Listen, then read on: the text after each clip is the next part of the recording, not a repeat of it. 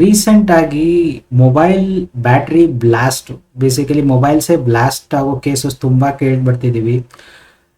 Brand ತುಂಬಾ brand ಬರ್ತಿದೆ. So ಅಂತ ಸಿಚುವೇಶನ್ ನಾವು ಅವಾಯ್ಡ್ ಮಾಡ್ಬೋದಾ ಅಥವಾ ಅವಾಯ್ಡ್ ಮಾಡಕ್ಕೆ ಆಗಲ್ವಾ? So let's discuss. ಅದಕ್ಕೇನಾದ್ರೂ ಸೊಲ್ಯೂಷನ್ ಇದೆಯಾ ಇವತ್ತು? So let's start.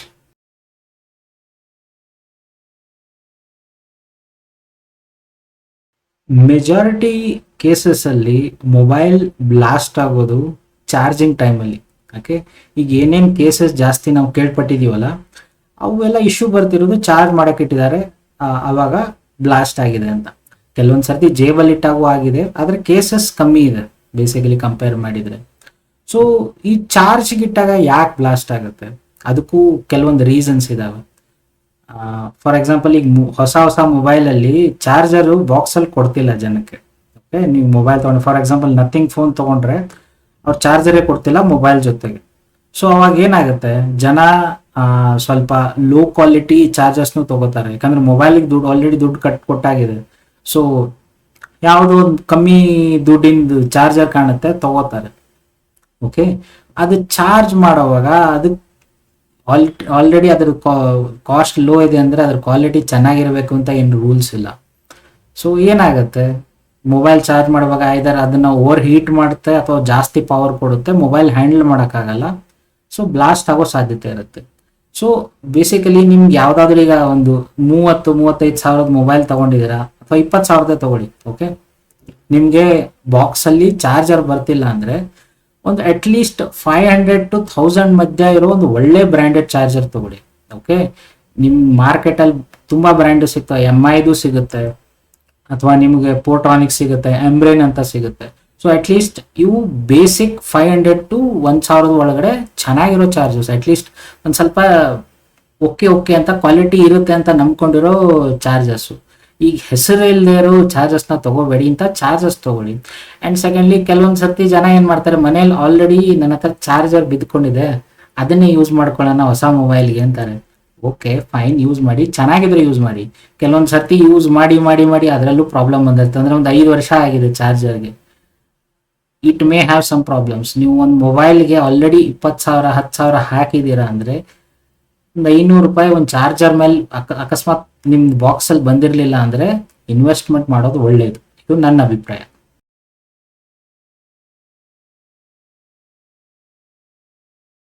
ಈಗ ಇನ್ನೊಂದು ಬರುತ್ತೆ, ಚಾರ್ಜರ್ ರಿಲೇಟೆಡ್ ಇಶ್ಯೂ ಇನ್ನೊಂದು ಬರುತ್ತೆ. ಈಗ ತುಂಬ ಮೊಬೈಲ್ಸಲ್ಲಿ 80 ವ್ಯಾಟು, 67 ವ್ಯಾಟು, 120 ವ್ಯಾಟ್ ಚಾರ್ಜಸ್ ಬರ್ತಿದ್ದಾರೆ. ಓಕೆ, ಸೊ ಚಾರ್ಜಸ್ ತುಂಬ ಚೆನ್ನಾಗಿದ್ದಾರೆ. ಆದರೆ ನಿಮಗೆ ಗೊತ್ತಾ, ನೀವು ಯೂಸ್ ಮಾಡ್ತಿರೋ ಕೇಬಲ್ ರೇಟೆಡ್ ಇದೆಯಾ ಚಾರ್ಜರ್ಸ್ನ ಹ್ಯಾಂಡಲ್ ಮಾಡೋಕ್ಕೆ? ಫಾರ್ ಎಕ್ಸಾಂಪಲ್, ಅವ್ರು ನಿಮ್ಗೆ ಕೊಡ್ತಾರಲ್ಲ ಆಲ್ಮೋಸ್ಟ್ ಚಾರ್ಜರ್ ಜೊತೆಗೆ ಕೇಬಲು, ನಾರ್ಮಲಿ 120 ವ್ಯಾಟು 80 ವ್ಯಾಟ್ ಇತ್ತು ಅಂದರೆ ಸ್ವಲ್ಪ ದಪ್ಪ ಇರುತ್ತೆ ಕೇಬಲು. ಫಾರ್ ಎಕ್ಸಾಂಪಲ್, ಇದು ನಂದು ಐಕೂ 120 ವ್ಯಾಟ್ ಚಾರ್ಜರ್. ಇಲ್ಲಿ ನೋಡಿ ಕೇಬಲ್ ಥಿಕ್ನೆಸ್ ಎಷ್ಟಿದೆ. ಸೊ ಇದು ಸುಮ್ಮನೆ ತೋರ್ಸಕ್ಕೆ ಥಿಕ್ನೆಸ್ ಇಲ್ಲ, ಇದು 6 ಆಂಪ್ ಕರೆಂಟ್ನ ತಗೊಳಕ್ ಡಿಸೈನ್ ಆಗಿದೆ. ಸೊ 6 ಆಂಪ್ ನೀವು ಕರೆಂಟ್ ಇದ್ರ ಥ್ರೂ ಪಾಸ್ ಆಗುತ್ತೆ. ಈ ಚಾರ್ಜರ್ 128 ವ್ಯಾಟ್ದು. ಅದೇ ನನ್ನ ಹತ್ರ ಆ್ಯಪಲ್ದು ಚಾರ್ಜರ್ ಇದೆ, ಇದು 20 ವ್ಯಾಟ್ ಚಾರ್ಜರ್ ಆ್ಯಪಲ್ದು. ಇದ್ರ ಥಿಕ್ನೆಸ್ ನೋಡಿ, ಕಂಪೇರ್ ಮಾಡಿ, ಇದಕ್ಕೆ ಕಂಪೇರ್ ಮಾಡಿ, ಅರ್ಧ ಸೈಜ್ ಇದೆ. ಅಕಸ್ಮಾತ್ ಈ ಚಾರ್ಜರ್ ಜೊತೆಗೆ ನೀವು ಇದನ್ನ ಯೂಸ್ ಮಾಡಿದ್ರೆ it's a bad idea. Okay, ಯಾಕಂದ್ರೆ ಈ ಕೇಬಲ್ ಏನಿದೆಯಲ್ಲ, it's not designed to be used with 6 amp. So blast ಆಗೋ ಸಾಧ್ಯತೆ ತುಂಬಾ ಇದೆ, ಬೆಂಕಿ ಹತ್ಕೊಳ್ಳೋ ಸಾಧ್ಯತೆನೂ ಇದೆ. ಇದು ಕೇಬಲ್ ಸ್ವಲ್ಪ ತಡ್ಕೋಬಹುದು, ಯಾಕಂದ್ರೆ ಆಪಲ್ ಮ್ಯಾನುಫ್ಯಾಕ್ಚರ್ಡ್ ಇದೆ, ರೆಸಿಸ್ಟೆನ್ಸ್ ಇರ್ಬೋದು. ಆದ್ರೆ ನೀವು ಯಾವ್ದಾದ್ರು low quality data cable use ಮಾಡಿದ್ರೆ ಅದ್ರ ಜೊತೆಗೆ ಚಾರ್ಜರ್ ಜೊತೆಗೆ ನಿಮ್ಗೆ ಪ್ರಾಬ್ಲಮ್ ಬರ್ಬೋದು. ಸೊ ಚಾರ್ಜರ್ ಚೆನ್ನಾಗಿದೆ, ಅದ್ರ ಜೊತೆ ಕೇಬಲ್ ಚೆನ್ನಾಗಿರ್ಬೇಕು, ಅದನ್ನು ನೋಡ್ಕೊಳ್ಳಿ. ತುಂಬಾ ಜನ ಏನ್ ಮಾಡ್ತಾರೆ ಗೊತ್ತಾ, ಅದು ಕಟ್ ಆಗ್ಬಿಟ್ಟಿರುತ್ತೆ. ಬೇಸಿಕಲಿ ಇಲ್ಲಿ ಕೇಬಲ್ ಇಲ್ಲಿ ಕಟ್ ಆಗ್ಬಿಟ್ಟಿರುತ್ತೆ ಅಂದ್ರೂ ಅದಕ್ಕೊಂದು ಟೇಪ್ ಹಚ್ಚಿ ಯೂಸ್ ಮಾಡ್ಕೋತಾರೆ. ಮಾಡಕ್ ಹೋಗ್ಬೇಡಿ ಹಂಗೆ. ಇಲ್ಲಿ ಕೇಬಲ್ ಕಟ್ ಆಗಿದೆ ಅಂದ್ರೆ ಒಳಗಡೆ ಏನಾದ್ರೂ ಕಾಂಟ್ಯಾಕ್ಟ್ಸ್ ಮುರಿದಿರ್ಬಹುದು ಕೇಬಲ್ದು. ಸೊ ಅಂತ ಟೈಮಲ್ಲಿ ಒಂದು 200 to 250 ಇಂದ ಬೇಸಿಕ್ ಒಳ್ಳೆ ಕ್ವಾಲಿಟಿ ಕೇಬಲ್ ಸಿಗ್ತವೆ. ಫಾರ್ ಎಕ್ಸಾಂಪಲ್, ಅದು 128 ಹೇಳಿದ್ನಲ್ಲ, ಅದಕ್ಕೊಂದು 600 to 700 ಮೇಲ್ ಹೋಗುತ್ತೆ. ಒಳ್ಳೆ ಕೇಬಲ್ ಬೇಕು ಅಂದ್ರೆ ಅದನ್ನ ಹೈ ವೋಲ್ಟೇಜ್ ಹೋಗುತ್ತೆ. ಆದ್ರೆ ಬೇಸಿಕ್ ಚೆನ್ನಾಗಿರೋದು ಅಟ್ಲೀಸ್ಟ್ 200 to 300 ಸಿಗುತ್ತೆ.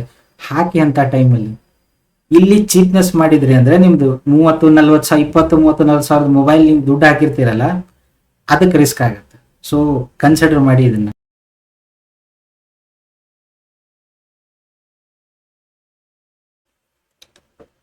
ಈಗ ಮೊಬೈಲಲ್ಲಿ ಮೇನ್ ಐಟಮ್ ಏನಿರೋದು, ನಿಮ್ಮ ಪ್ರೊಸೆಸರು ಇದೆಲ್ಲ ಬಿಟ್ಟರೆ ಮೇನ್ ಇರೋದು ಬ್ಯಾಟ್ರಿ.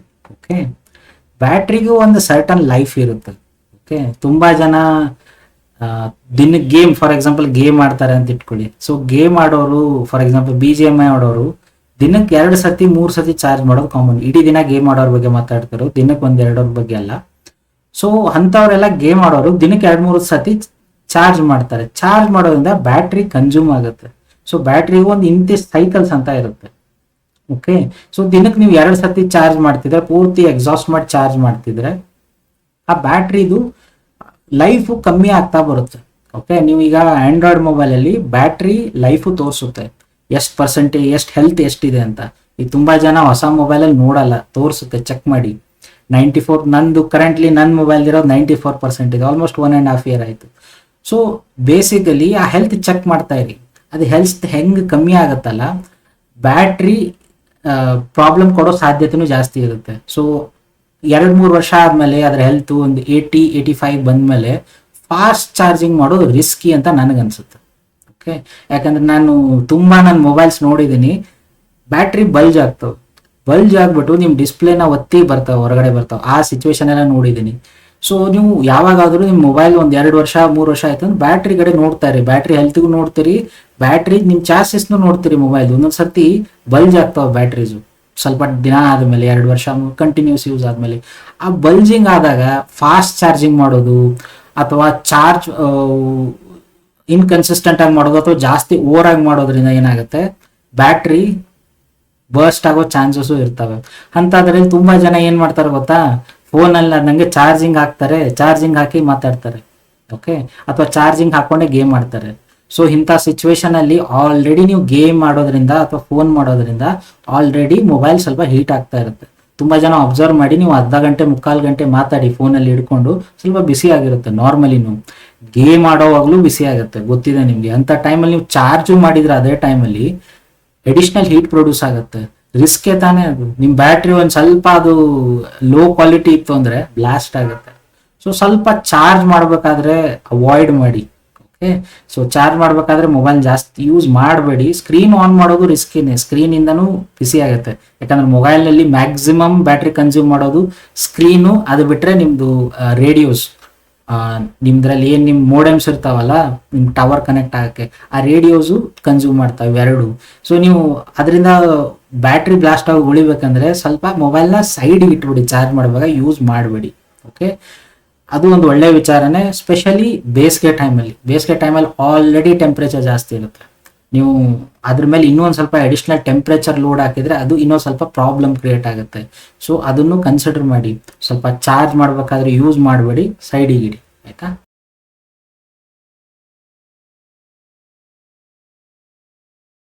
ನಾನು ಇನ್ನೊಂದು ಅಬ್ಸರ್ವ್ ಮಾಡಿರೋದೇನೆಂದ್ರೆ, ಜನ ಮೊಬೈಲ್ನ ತಮ್ಮ ಜೀನ್ಸ್ ಪಾಕೆಟ್ ಅಥವಾ ಬ್ಯಾಕ್ ಪಾಕೆಟಲ್ಲಿ ತುಂಬ ಇಟ್ಕೋತಾರೆ. Okay, fine. ಆದರೆ ಮೊಬೈಲು ಯಾವ ರೀತಿ ಇಟ್ಕೋತಿದಾರ ಅದನ್ನು ಸ್ವಲ್ಪ ನೀಟಾಗಿ ಅಬ್ಸರ್ವ್ ಮಾಡಿ. ಯಾಕೆ ಹೇಳ್ತಿದ್ದೀನಿ ಅಂದರೆ, ತುಂಬ ಜನ ಏನು ಮಾಡ್ತಾರೆ, ಹಿಂದ್ಗಡೆ ಪಾಕೆಟಲ್ಲಿ ಇಡ್ತಾರೆ, ಅದ್ರ ಮೇಲೆ ಕೂತ್ಕೋತಾರೆ. ಓಕೆ, ಇಂಡಿಯಾದಲ್ಲಿ ಮೆಜಾರಿಟಿ 30-35 ಸಾವಿರ ತನಕ ಮೊಬೈಲ್ ಬರೋದು ಎಲ್ಲ ಇದೆಯಲ್ಲ, ಅವ್ರ ಮೇಡಪ್ ಆಫ್ ಪ್ಲಾಸ್ಟಿಕ್ ಚಾಸಸ್, ಎಲ್ಲ ಪ್ಲಾಸ್ಟಿಕ್ ಚಾಸಸ್ ಇರ್ತಾವೆ. ಮೆಟಲ್ದು ಬಂದ್ರೂ ಪ್ರಾಬ್ಲಮ್ ಇದಾವೆ. ನಿಮ್ಗೆ ಗೊತ್ತಿರೋಂಗೆ iPhone 6 ಬೆಂಡ್ ಆಗ್ತಿತ್ತು. ಓಕೆ, ಮೊಬೈಲ್ ಬೆಂಡ್ ಆದರೆ ಬ್ಯಾಟ್ರಿನೂ ಬೆಂಡ್ ಆಗುತ್ತೆ ಒಳಗಡೆ. ಓಕೆ, ಅದು ಒಂದು ದೊಡ್ಡ ಪಾಯಿಂಟು, ನಿಮ್ಮದು ಮೊಬೈಲ್ ಬ್ಲಾಸ್ಟ್ ಆಗೋಕ್ಕೆ. ತುಂಬ ಜನ ಹೇಳ್ತಾರೆ, ಜೇಬಲ್ಲಿ ಇಟ್ಕೊಂಡು ನಾನು ಗಾಡೀಲಿ ಹೋಗ್ತಿದ್ದೆ, ಸಡನ್ನಾಗಿ ಬಿಸಿ ಅನಿಸ್ತು, ನಾನು ತೆಗೆದೆ ಅಂತ. ಓಕೆ, ಅದಕ್ಕಿಂತ ಮುಂಚೆ ಹೇಳ್ಬಿಡ್ತೀನಿ, ಇಂಡಿಯಾದಲ್ಲಿ ಅಷ್ಟು ಹೈ ಕ್ವಾಲಿಟಿ ಮೊಬೈಲ್ಸ್ ಯಾವುದು ಸಿಗಲ್ಲ 30,000 ಒಳಗಡೆ. ಅಂದರೆ ತುಂಬ ಚಾಸಿಸ್ ತುಂಬ ಗಟ್ಟಿಯಾಗಿದೆ ಇರಲ್ಲ, ಮೋಸ್ಟ್ಲಿ ಪ್ಲಾಸ್ಟಿಕ್ ಇರುತ್ತೆ. ಓಕೆ, ಆ ಪ್ಲಾಸ್ಟಿಕ್ ಇರೋದ್ರಿಂದ ಬೆಂಡ್ ಆಗೋ ಸಾಧ್ಯತೆ ಇರುತ್ತೆ. ನಿಮ್ಮ ಜೇಬಲ್ಲಿ ಇಟ್ಕೊಂಡಾಗ ಬೆಂಡ್ ಆಗ್ತಿತ್ತು ಅಂದ್ರೆ ಮೊಬೈಲು ಚೇಂಜ್ ಮಾಡಿ ಪೊಸಿಷನ್, ಹಂಗೆ ಇಡಕ್ಕೆ ಹೋಗ್ಬೇಡಿ. That's not a good thing to do. Okay, so ಅದನ್ನು ಚೇಂಜ್ ಮಾಡಿ ಬೇಸಿಕಲಿ. ಆಮೇಲೆ ನಿಮ್ದು ಹಿಂದ್ಗಡೆ ಜೇಬಲ್ಲಿ ಇಟ್ಕೊಳ್ಳೋ ಸ್ವಲ್ಪ ಜನ ಇದ್ರೆ ಅದ್ಮೇಲೆ ಇಟ್ಟು ಅದ್ಮೇಲೆ ಕೂತ್ಕೋಬೇಡಿ. ಅಟ್ಲೀಸ್ಟ್ ಅದು ನೀವು ಹಿಂದೆ ಕೂತಾಗ ಅದ್ರಲ್ಲಿ ಸಿಕ್ಕಾಕ್ದವ್ರಂಗೆ ನೋಡ್ಕೊಳ್ಳಿ, ಆಯ್ತಾ. ನಿಮ್ಗೆ ಅನ್ಸ್ಬೋದು ಹೊರಗಡೆಯಿಂದ ಏನು ಡ್ಯಾಮೇಜ್ ಆಗಿಲ್ಲ ಅಂತ, ಆದ್ರೆ ನಾನು ಸುಮಾರು ಜನರ ಮೊಬೈಲ್ ನೋಡಿದ್ದೀನಿ, ಹಿಂಗೆ ಹಿಡಿದು ನೋಡ್ಬಿಡಿ ಸ್ವಲ್ಪ ಸ್ಲೈಡ್ಲಿ ಬೆಂಡ್ ಆಗಿರ್ತವೆ. ಯಾಕೆ? ಅವು ಹಿಂದ್ಗಡೆ ಇಟ್ಕೊಂಡು ಎಲ್ಲೋ ಒಂದ್ ಕಡೆ ನೆಟ್ಟಿಗೆ ಇಟ್ಕೊಳ್ದೆ ಬೆಂಡ್ ಆಗಿರುತ್ತೆ ಮೊಬೈಲ್, ಒಳಗಡೆ ಬ್ಯಾಟ್ರಿನೂ ಬೆಂಡ್ ಆಗುತ್ತೆ. ಸೊ ಬ್ಯಾಟ್ರಿ ಡ್ಯಾಮೇಜ್ ಆಗುತ್ತೆ ಒಂದು ಲೆವೆಲ್ಗೆ. That is not a good thing for battery. So ಅವಕ್ಕೂ ಒಂದು ಟಾಲರೆನ್ಸ್ ಇರುತ್ತೆ, ಆ ಟಾಲರೆನ್ಸ್ಗಿಂತ ಜಾಸ್ತಿ ಬೆಂಡ್ ಆಯ್ತು ಅಂದ್ರೆ ಯಾವತ್ತೂ ಒಂದಿನ ಬ್ಲಾಸ್ಟ್ ಆಗ್ತದೆ. ಓಕೆ, ಸೊ ಅದಕ್ಕೆ ಜೇಬಲ್ಲಿ ಇಟ್ಕೊಳ್ಬೇಕಾದ್ರೂ ನೋಡಿ ಕಂಫರ್ಟ್ ಇಟ್ಕೊಳ್ಳಿ. ಒಂದು ಸ್ವಲ್ಪ ಚೆನ್ನಾಗಿರೋ ಕವರ್ ಹಾಕಿದ್ರು ವಾಸಿ, ಪ್ರಾಬ್ಲಮ್ ಇಲ್ಲ. ಓಕೆ, ಕವರ್ ಬೆಂಡ್ ಸ್ವಲ್ಪ ತಡಿಯುತ್ತೆ ಬೆಂಡ್ ಆಗೋದನ್ನ. ಸೊ ಅದನ್ನ ಹಾಕಿದ್ರೆ ಆಲ್ಮೋಸ್ಟ್ ಸೇಫ್ ಸೈಡು. ಆದರೆ ಕನ್ಸಿಡರಬಲಿ ಜೇಬಲ್ಲಿ ಇಟ್ಕೊಂಡು ಬೆಂಡ್ ಆಗಿ ಮೊಬೈಲ್ ಬರ್ಸ್ಟ್ ಆಗಿರೋ ಕೇಸಸ್ ತುಂಬ ಕಮ್ಮಿ ಆಗಿದಾವೆ, ಅದು ಕಮ್ಮಿ ಅಟ್ಲೀಸ್ಟ್. ಸೊ ಅದು ಒಂದು ಪಾಯಿಂಟು ಕನ್ಸಿಡರ್ ಮಾಡಿ ಅಷ್ಟೇ.